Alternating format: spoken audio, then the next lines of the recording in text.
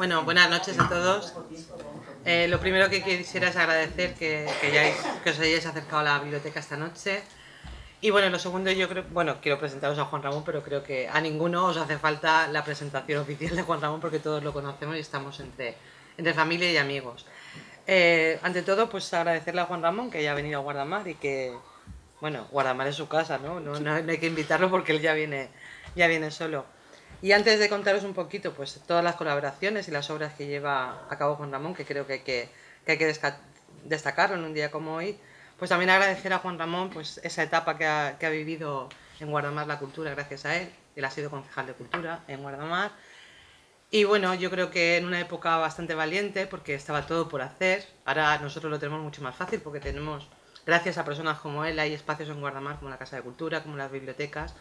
Todo eso es una labor que ellos hicieron en su momento y que a los que hemos venido después pues nos ha tocado mantener y bueno, hacer lo que podemos, pero yo creo que el arranque que tuvieron ellos en su momento pues hay que agradecerlo y darle esos servicios públicos a un pueblo como Guardamar y que ha crecido tanto, pues yo creo que para él es un orgullo y para los que hemos venido detrás pues ha sido un legado muy importante y que tenemos que agradecérselo siempre.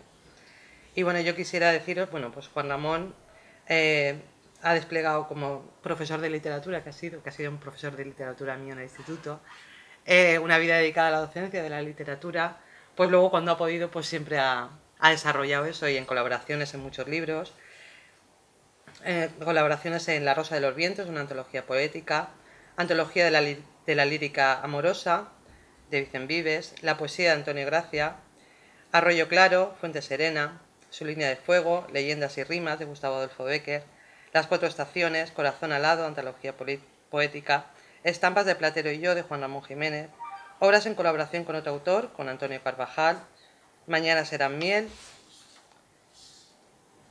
y Hoy son flores azules, tradición oral en Poetas del 27. Y de poemarios propios tenemos El estanque triangular de 1975, Sol de siesta de 1996, Sombras del olvido en 2003, La soledad siguiendo en 2008, Cancela insomnio en 2013 y Concierto de contrarios, que es el que presentamos hoy, en 2007.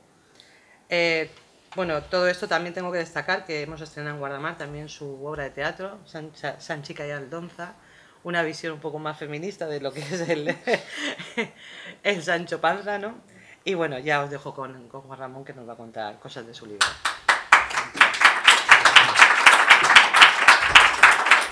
Bueno, estamos aquí en familia, entre amigos. Hace 4 años que presentamos el otro y también fue una concejala que fue alumna, o sea que eso de haber dado clase en el instituto, pues es... Yo espero que la semilla de la literatura y de la poesía pues haya quedado. Este libro, Concierto de contrarios, es un libro que recoge pues todos los poemas que he escrito desde el anterior, desde el 2013 fue, hace 4 o 5 años, y es un libro que más variado que el anterior en cuanto a los temas, ahora los veremos. El título Concierto de contrarios, después de darle muchas vueltas, porque claro, uno piensa un título, va cambiando y al final busca aquel que resume el concepto, y este pues me gustó, concierto en ese doble sentido de musical, pero también de concertar, de armonizar términos contrarios. Y lo de contrarios viene de la cita de los filósofos griegos, de Heráclito, ¿no? De que el mundo está hecho a modo de contienda o batalla, la noche con el día, todo son una contienda, un enfrentamiento, ¿no?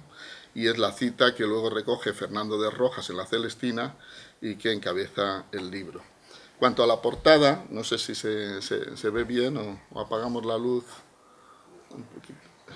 Sí, ahora la apagamos.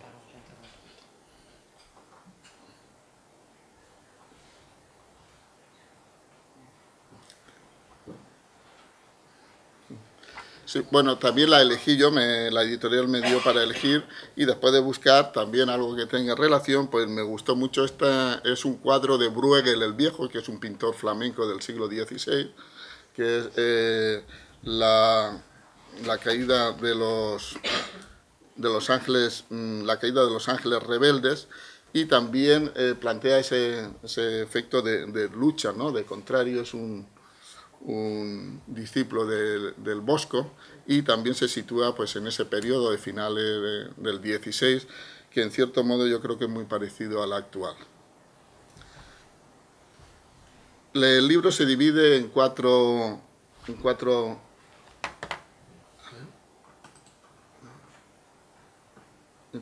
secciones.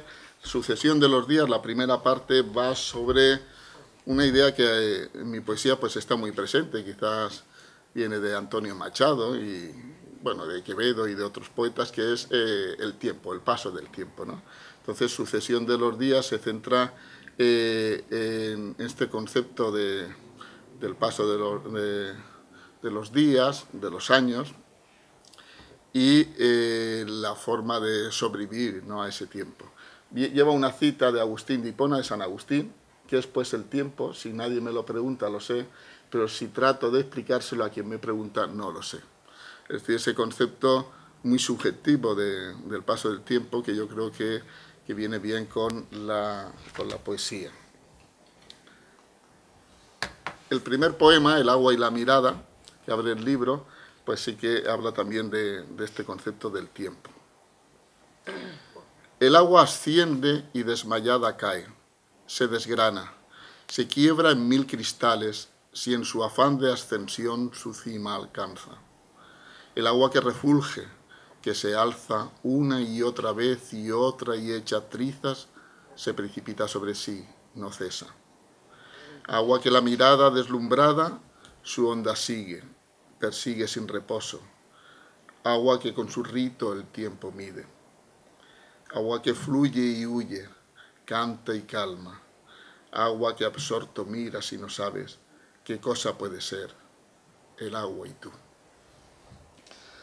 He probado, ¿no?, a poner una imagen en mi poesía, pues es bastante visual, es decir, me gusta inspirarme en elementos reales, ¿no?, en momentos determinados o en algo concreto. Por ejemplo, el siguiente poema, que se llama Flamencos, pues viene a recoger algo que ya ha aparecido en mis libros anteriores, que es poemas relacionados con las salinas de Santa Pola. Desde la infancia, pues todos hemos atravesado las salinas para ir a Alicante, luego para venir al instituto todos los días, y la visión esa de...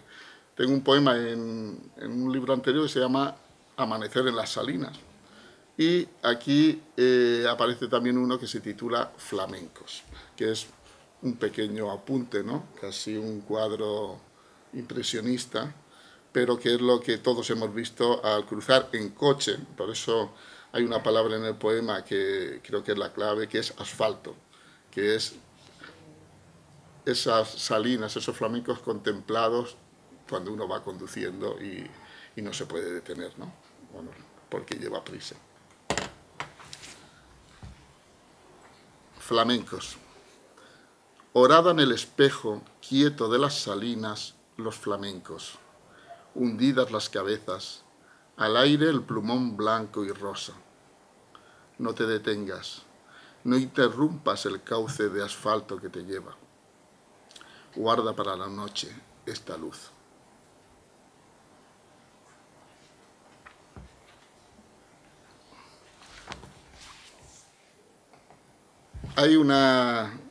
El siguiente poema se titula Incendio.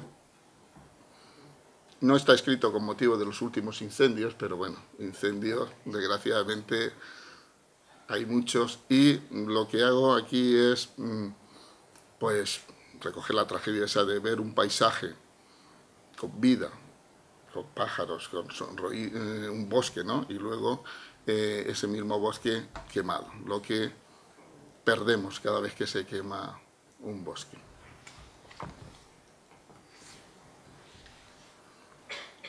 Un bosque de cenizas, árboles calcinados como espectros surgidos de la noche en pleno día. Algunas hojas verdes sobrevividas no se sabe cómo, un infierno apagado.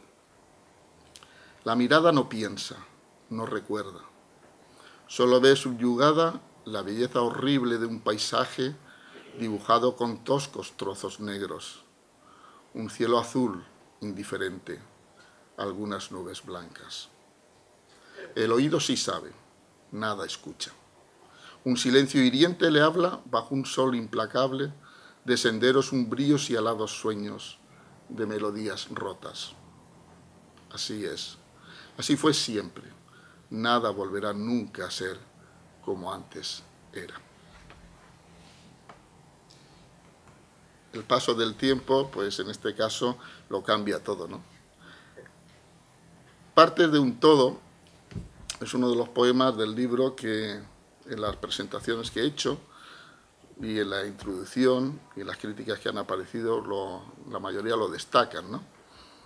Yo tenía mis dudas en este poema, ¿no? Porque es bastante filosófico, pero yo pienso que la filosofía en poesía, la abstracción, pues a veces no funciona, ¿no? Hay que pulir mucho para que haya también emoción, ¿no? No sé si lo he conseguido, pero parece ser que sí. De todas formas, es una visión bastante... Parte de un todo se titula. Este fluir de la nada hacia la nada no debería ser un diluirse en la nada por completo. Aunque nada de nuestro paso quede, el hecho de pasar deja su huella, como deja su mínima señal cada una de las gotas que no vemos, solo vemos la lluvia. La partícula más imperceptible forma parte de un todo, y ese todo nunca sería el mismo, nos consuela pensar, sin la nada que somos. El siguiente apartado, la piedra y la palabra, son contrarios, ¿no? La piedra y la palabra, la cita de Quevedo, huyó lo que era firme y solamente lo fugitivo permanece, que es del famoso soneto, ¿no? Busques en Roma a Roma, oh peregrino, y a Roma no la hallas, ¿no? Solo lo que eran las piedras han desaparecido, los templos y edificios, y lo único que queda es lo que fluye que es el agua, el río, el Tíber. Entonces, son poemas, esta sección, La piedra y la palabra, poemas escritos pues con motivo de viajes. La mayoría están dedicados pues ahora leeremos algunos, en Sicilia, en Siracusa, Agrigento, en Grecia, Delfos, o también Venecia, París, Praga, de distintos viajes. Entonces, de todas formas, aunque en un principio tenían un título concreto, pero luego le he dado títulos más genéricos, ¿no? Porque yo creo que la poesía pues, debe tener un significado más universal. En concreto, el primero, Templo en ruinas, he puesto la foto porque efectivamente eso es Delfos. Delfos es uno de los lugares mágicos en Grecia. Era como el Vaticano, ¿no? De la mitología. Allí estaba la pitonisa y estaba en todos los templos, pero decepciona, porque uno lo que ve son ruinas. Para ver templos griegos hay que ir a Sicilia y a Italia. En Grecia están todos en ruina y además no los reconstruyen por ese culto reverencial hacia las ruinas, ¿no? Por tanto, aunque está inspirado en el templo de Delfos, su valor vale para cualquier templo, ¿no? Cualquier templo en ruinas o cualquier casa, cualquier edificio, ¿no? Allí hubo vida que ahora ha desaparecido, ¿no? De todo cuanto vida fue y belleza, qué poco permanece. Apenas queda la huella de lo que hubo y no sabemos. Algunas piedras derribadas, súplicas enmudecidas, muros derrotados que la naturaleza sin piedad reclama para sí.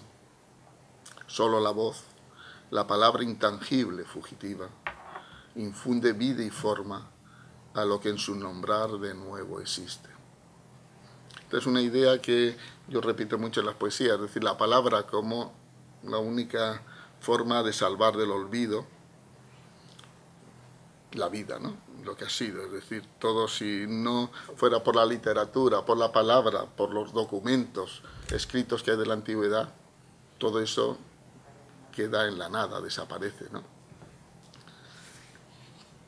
Siguiente poema,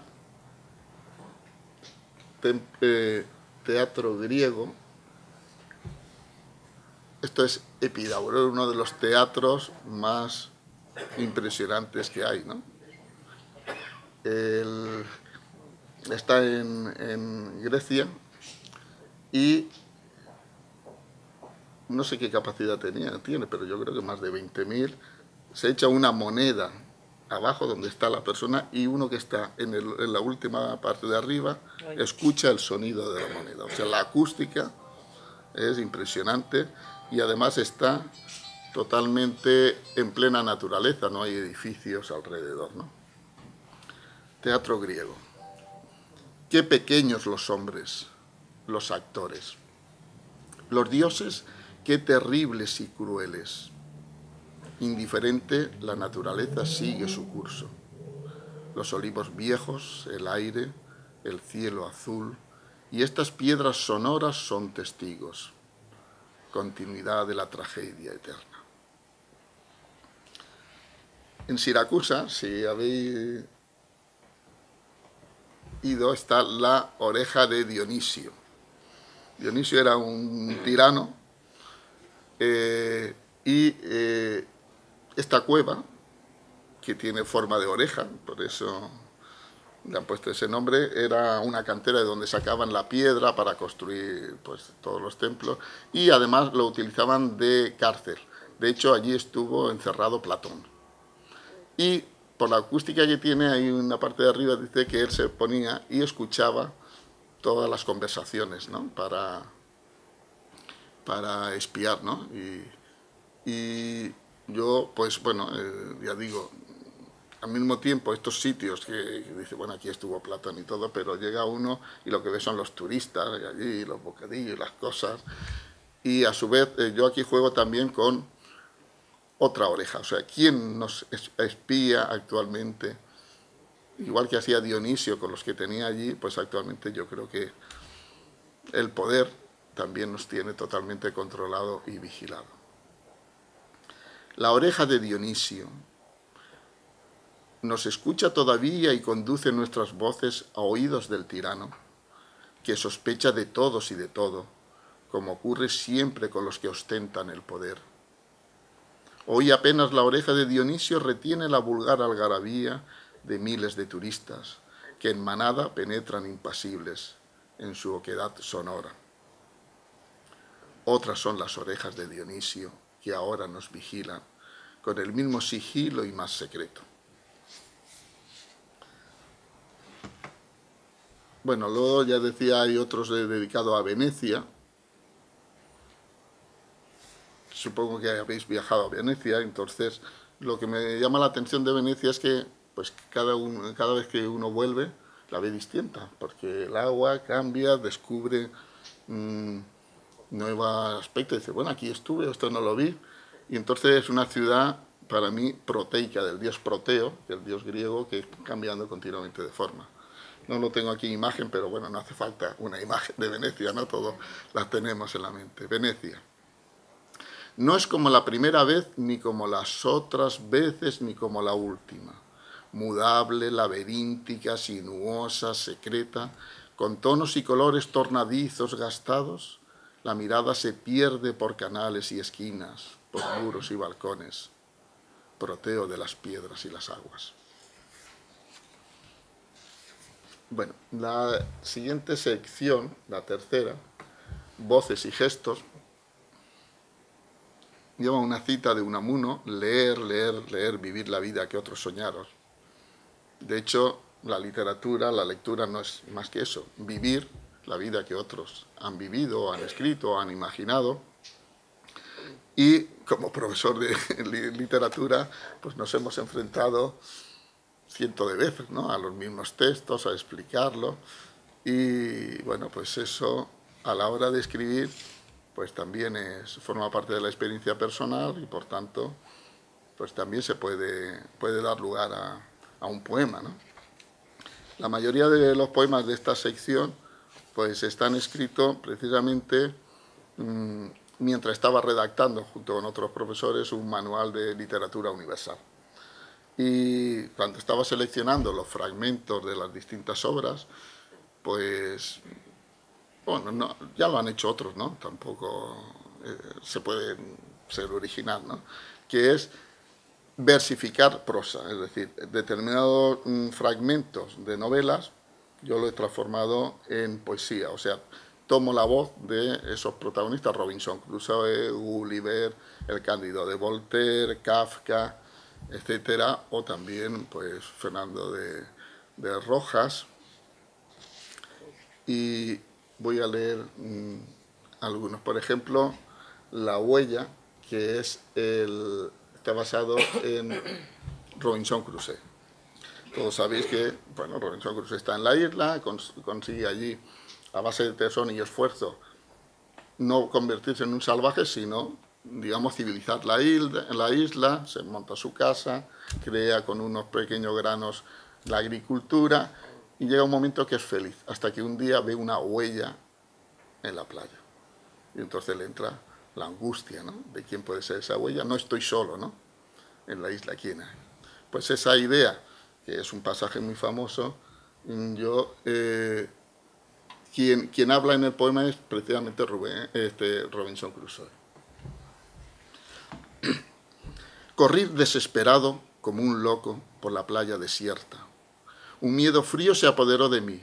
No estaba solo. Aquella huella infame no era mía. ¿De quién podría ser? Más de 20 años llevaba construyendo con tesón un mundo confortable a mi medida.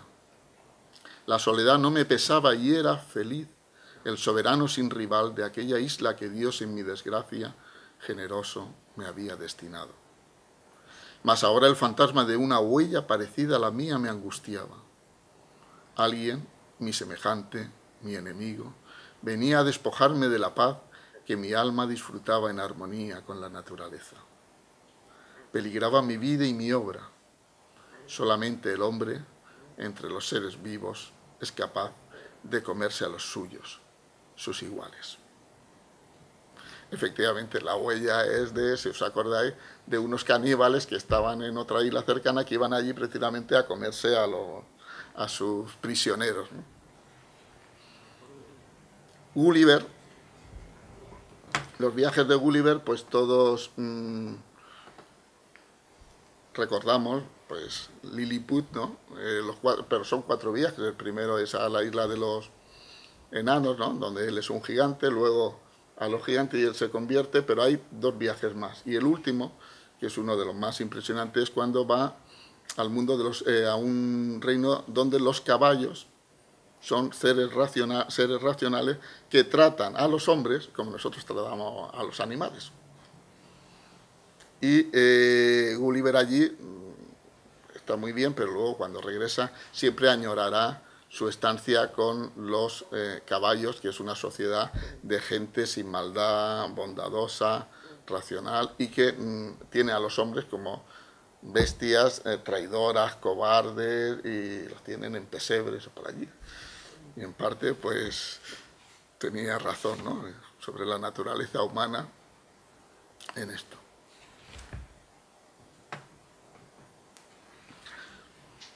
Regresé a casa.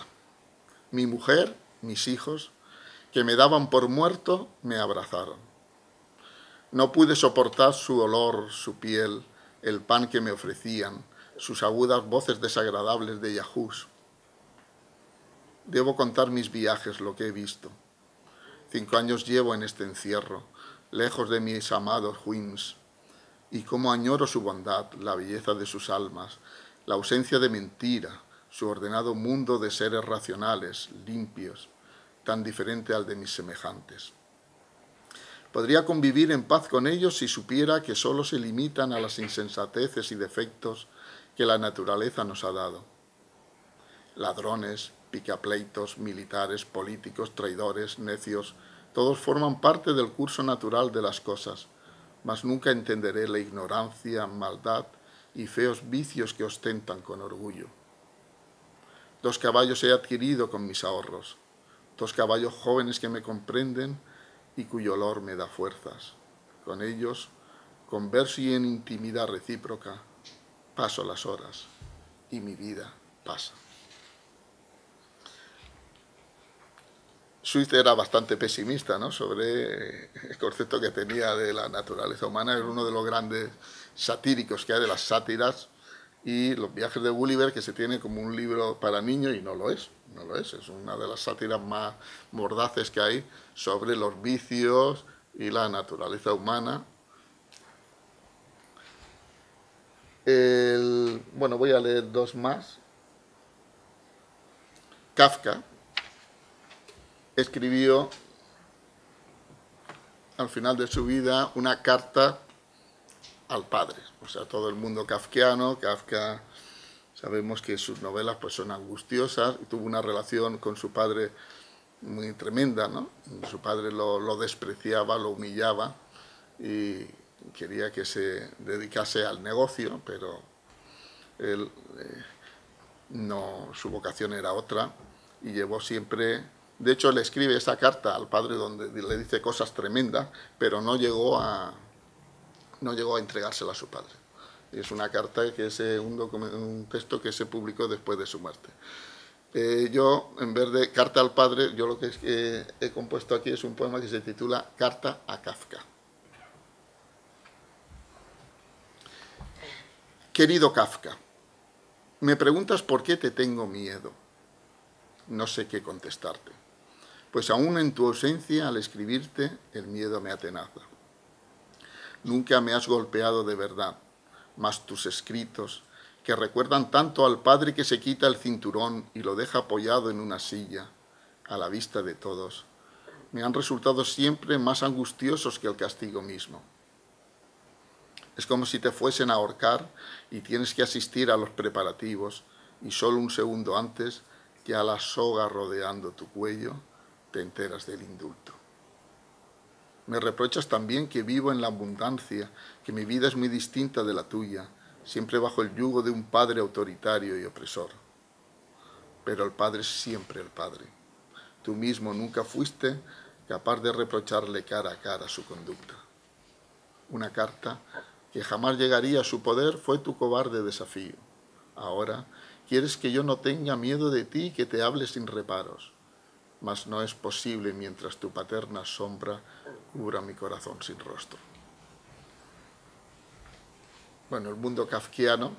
Muchas de las frases que tomo aquí están sacadas del propio texto, de eso de la imagen del padre que deja la correa, es real. Su padre ante los hermanos le amenazaba y él dice que era más angustioso la amenaza para el niño eso que en realidad, porque luego no le pegaba, y pone la comparación esta del que van a ahorcar y todo esto, eso sí que está tomado del propio Kafka.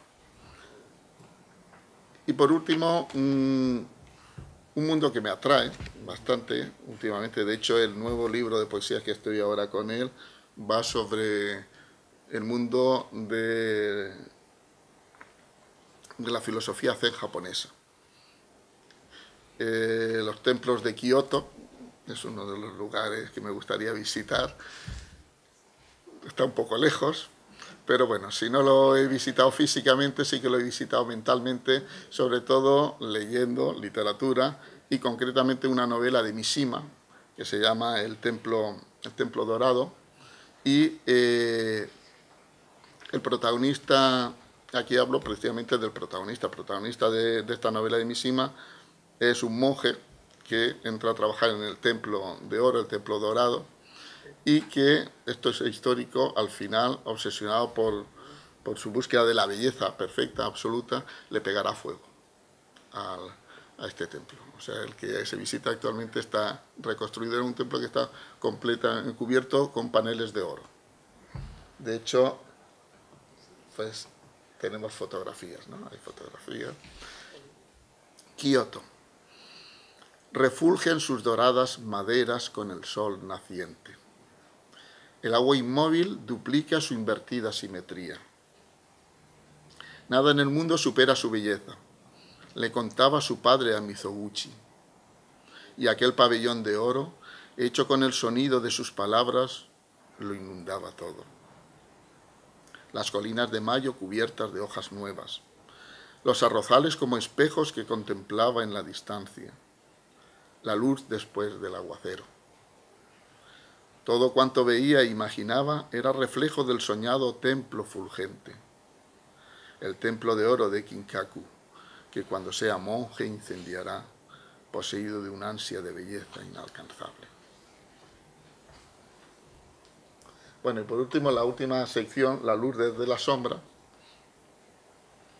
vuelve otra vez un poco a la idea del paso del tiempo, de los años, y aunque no he querido aquí insistir mucho en la infancia, ya para eso la cancela Insón en mi libro anterior, pues sí que rememora emociones, sensaciones de la infancia, pues también por aquí suele aparecer. Lleva una cita de Jorge Guillén, gran poeta de la generación del 27, se salvará mi luz en mi futuro, y si a nadie la muerte le perdona, mis términos me valgan de conjuro, no morirá del todo la persona. O sea, la palabra como elemento que salva el paso del tiempo, ¿no? El recuerdo. Y en concreto, pues ahora otro poema que me costó bastante, porque no llega a ser una sextina, pero sí que la forma. La sextina es un poema formado por 6 estrofas de 6 versos, y todos los versos de cada estrofa acaban con la misma palabra, pero en distinto orden. Entonces es un juego muy... Antonio Carvajal es capaz de hacerlo y de hecho tiene varias sextinas, y es un poema que arranca de los trovadores de la Edad Media.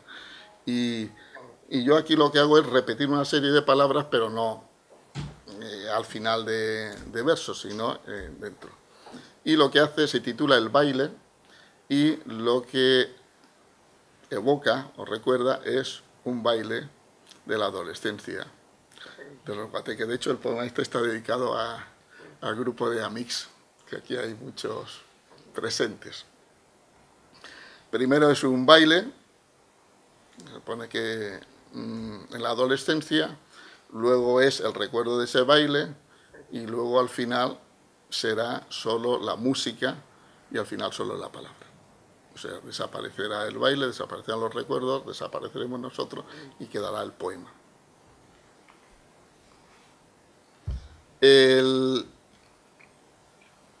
Muchas veces pregunta, bueno, ¿y cómo surgen los poemas? Pues bueno, uno a veces pues, con la naturaleza, yendo por ahí, mirando, con lectura, pero también con recuerdo, y concretamente en cierto modo evoca una canción que todos hemos bailado, con un cantante que era bastante, bueno, no sé cómo decir, comercial o tal, que era Salvatore Adamo. Mis manos en tu cintura.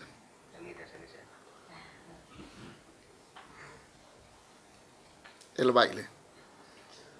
Suena mía la música, si tuya, lejana y muda en el recuerdo vivo. Sílabas o saliva que humedecen, labios que dicen sí, que son besados. Suena nuestra la música que mueve tu cintura y mis manos interpretan. Cáliz tus labios, cálidos los huesos por mí prendidos sin cesar girando. Suena no tuya, solo mía y muda, la música lejana que mis dedos, alas al aire tuyo aún prendidas, un día en tu cintura interpretaron. Suenan no las salivas y las sílabas, la música que fue, los besos mudos. Suenan sordos los huesos, la cintura huida, mis labios solos, no besados. Suena ida sin ti, sin mí, la música. Suenan sílabas cálidas, aladas. Suenan labios, cintura, besos, huesos enmudecidos, sin mi voz sonando. De todas formas, aquí hay mucha literatura, ¿eh? Hay mucha referencia a otros poetas, a otros... entonces, no... Los novelistas y los poetas mentimos mucho. Nos inventamos muchas cosas. De hecho, Antonio Machado decía que el amor también se inventa, ¿no? Entonces, no se puede uno... En poesía tiende la gente a interpretarla siempre como autobiográfica. Y no tiene por qué serlo. Es como si un novelista dice, por ejemplo, la vida de Pascual dice, yo soy asesino, maté a mi padre. Nadie dice, el novelista ha matado a su padre, el escritor ha matado a su padre. No, es una ficción. La poesía también es ficción,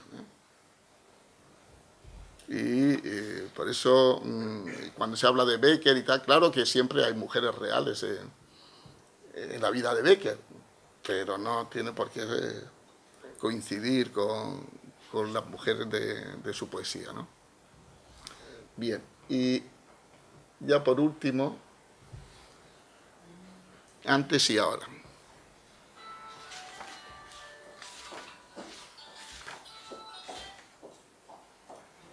En el campo, una casa que conocéis muchos, donde nací, que se conserva, pues yo planté unos cipreses, pues yo creo que tendría 6 o 7 años, pues todavía están allí. Sí, por cierto, los cogí cuando estaban plantando la Casa Blanca. Estaban poniendo los cipreses en el camino, pues yo cogí dos y salí corriendo, los llevé y están plantados allí al lado del camino. Y se mantiene no sé cuánto tiempo. Antes y ahora. El ciprés que plantaste siendo niño es ahora más alto que la casa que habitas. Los años han endurecido el tronco y combado las puntas, mas su oscuro verdor y su silencio es el mismo de siempre. La bubilla, la tórtola, los mirlos que picotean los caídos frutos o devoran los higos que maduran, siguen siendo los mismos. Igual que el cuarto en el que duermes y el armario ropero, la llave de la luz o el silencio que acecha y te desvela en mitad de la noche. Hasta el paisaje, tan expuesto a cambios que la memoria acoge con dolor, conserva su trazado más antiguo. Sin embargo, no puedes dejar de percibir, estremecido, cada vez que regresas al pasado, que no eres el que fuiste. O tal vez sí, mas tú, siendo tú y la conciencia de haber sido, y no ser cuando todo siga siendo. Y el último poema que cierra el libro, Dos vidas, viene a simbolizar. Bueno, a lo largo de estos poemas habéis visto que hay efectivamente contrarios. Está la palabra, el recuerdo y el olvido, el antes y el ahora. Pues en este poema que se titula Dos vidas, se contraponen los contrarios, la vida contemplativa y la vida activa. Son dos tópicos, Marta y María en la Biblia, en los Evangelios, pero también pues Fray Luis de León, ¿no? Que descansa la vida al que huye del mundanal ruido y sigue la escondida senda por donde han ido los pocos sabios que en el mundo han sido. Pero al mismo tiempo está la vida activa, ¿no? Hay que hacer cosas y entre esos dos polos, ¿no? Entre la vida activa y la vida contemplativa, pues yo veo muchas veces mi vida, ¿no? Bueno, yo creo que la de todos, ¿no? Hay veces que nos apetece pues estar contemplando, paseando, no haciendo nada, y otras veces pues nos volvemos muy activos y haciendo y creando cosas.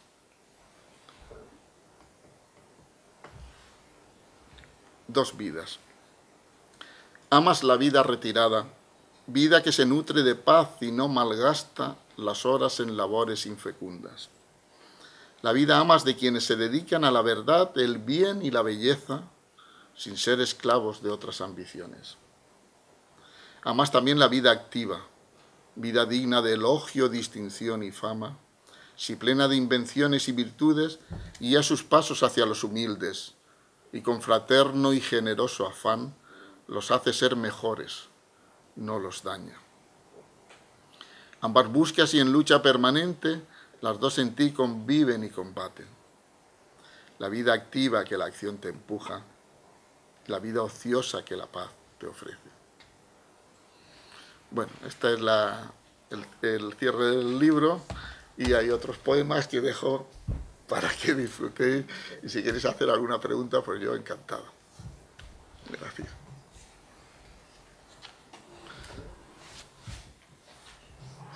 Esta foto es otro de los sitios que yo os recomiendo que visitéis, que son los jardines de Givenchy, de Monet, al norte de París, Monet, el pintor impresionista, es donde estaban los nenúfares, este puente, toda la cantidad de cuadros, y bueno, es un sitio, dice, bueno, vivir allí, dedicarse a pintar, a estar con los amigos, pues es una síntesis de las dos cosas, de la vida contemplativa, pero la vida activa, porque él como pintor, pues no paraba de trabajar también. Lee el poema de la mimosa. Ah, el de las mimosas. Estos son ruegos y preguntas. Sí.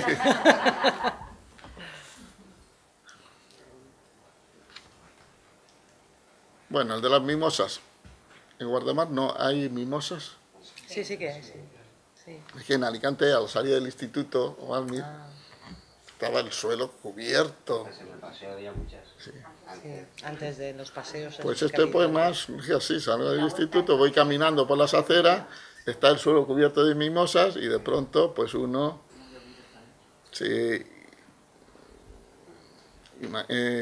piensa un verso, una imagen, si lleva el papel lo apunta, si no cuando llega a casa. De hecho, muchos de estos poemas están escritos en clase, decían los alumnos, dicen, profe, sobre todo vigilando los exámenes. Es tan aburrido que Claro. venían las ideas, ¿no? Mimosa. Cubren con su amarillo las mimosas el asfalto que pisas, amarillos que de la rama al suelo, sin ser pluma, sin ser nieve, descienden lentos, leves. Mueves los pies, levantas amarillas olas crujientes, olas como velas que ondulan con el viento de tus pasos, alas los pies, la voz en la garganta. Vestidas de amarillo las aceras, parecen que regresan a su antigua condición vegetal, a ser lo que antes fueron, vivo paisaje verde y ocre, sin grises sucios, sin aristas ásperas, sin ácidos olores ni más ruido que las flores pisadas, amarillas, la calle es menos calle, más mimosa. Qué bonito.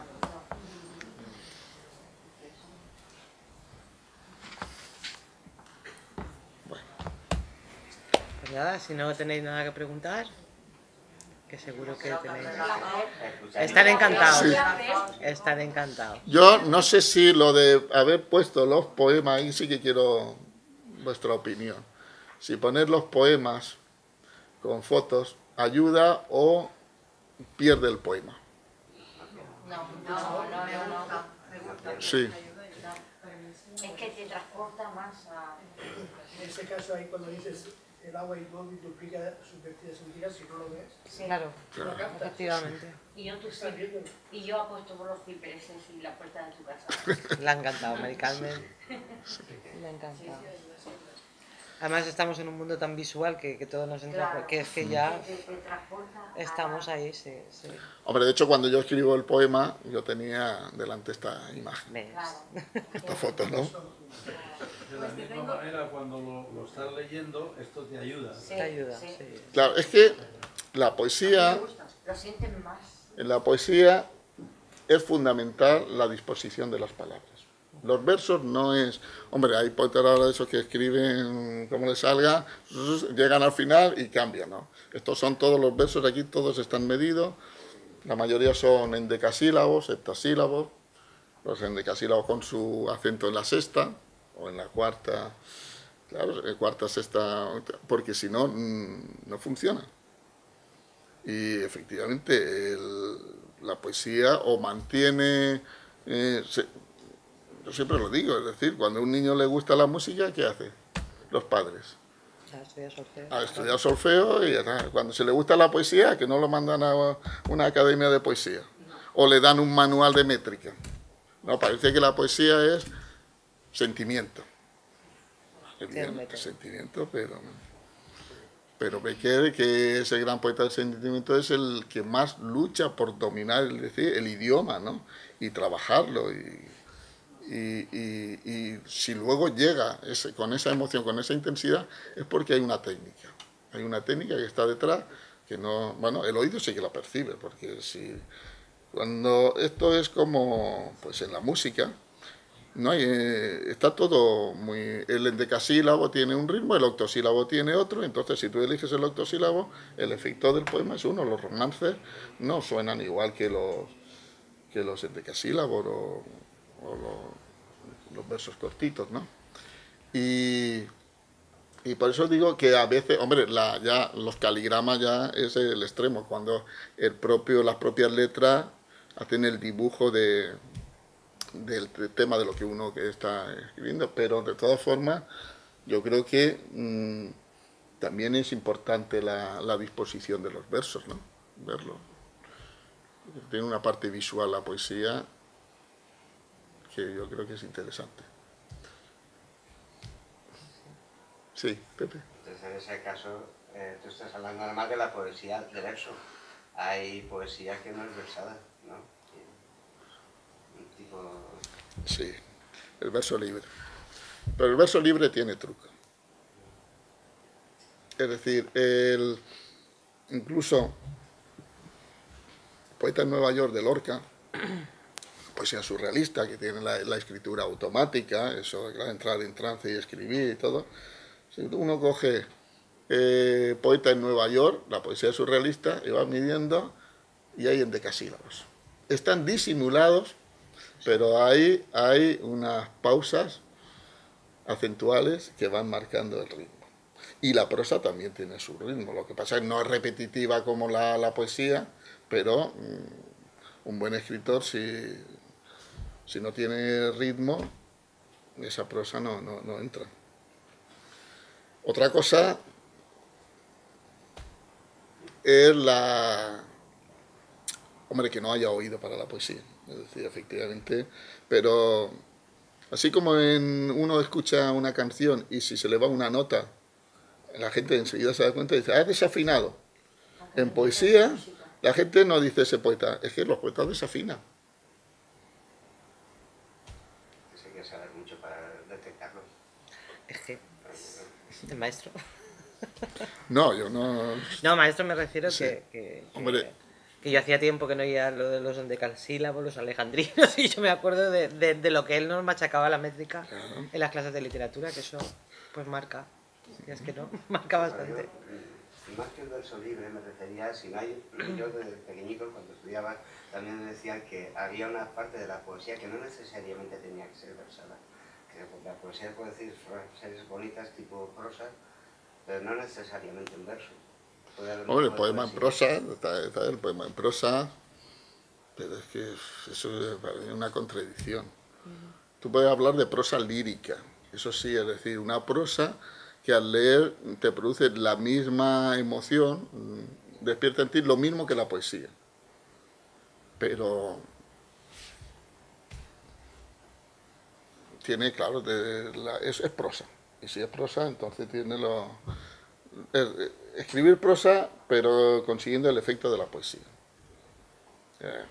Platero y yo, de Juan Ramón Jiménez, pues se habla de prosa poética, o Gabriel Miró, o incluso Azorín. Eso sí también existe, claro. Pues a eso me refería. Sí. Pues claro, si ya no tiene la construcción de la medida ni del ritmo. Pero siempre utiliza recursos propios de la poesía. Imágenes, metáforas, utiliza mucho repetición de palabras, determinadas palabras, para darle intensidad. Pues... No sé si queréis saber alguna cosita más o ya pasamos a dedicar libros o qué. Tengo una curiosidad, iba a preguntarte la después en particular, pero le has puesto una diéresis a una U. Sí, crueles, claro, para sí, romper el diptongo. Para contar crueles no como dos sílabos, sino son tres. Es cruel. De hecho, al leerlo no he dicho crueles, he dicho crueles. Porque si no el verso no sería... Claro. El verso no sería, no tendría... Lo que pasa es que, claro, tiene doble sentido, ¿no? Por una parte, es un endecasílabo, los dioses qué terribles y crueles. Claro, si tú dices y crueles, pues si rompes eso, parece que la crueldad es mayor. Entonces, claro, eso no suele verse, ¿no? No suele ponerse. No. Hombre, Fray Luis del No sí que lo utiliza. Ruido, por ejemplo, la convertía en 3. Digamos que es un recurso que Sí. Bueno, eso está en todos los manuales de métrica. Claro. Igual que existe la sinalefa y todo.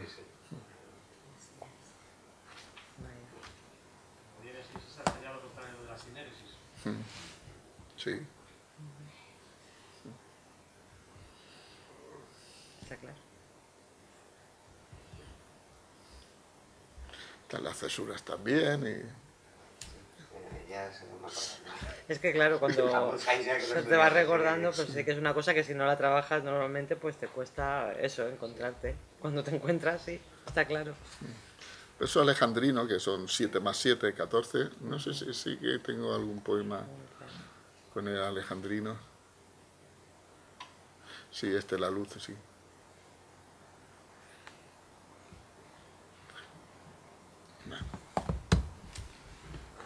Bueno, pues si no tenemos nada más, pues le damos un aplauso.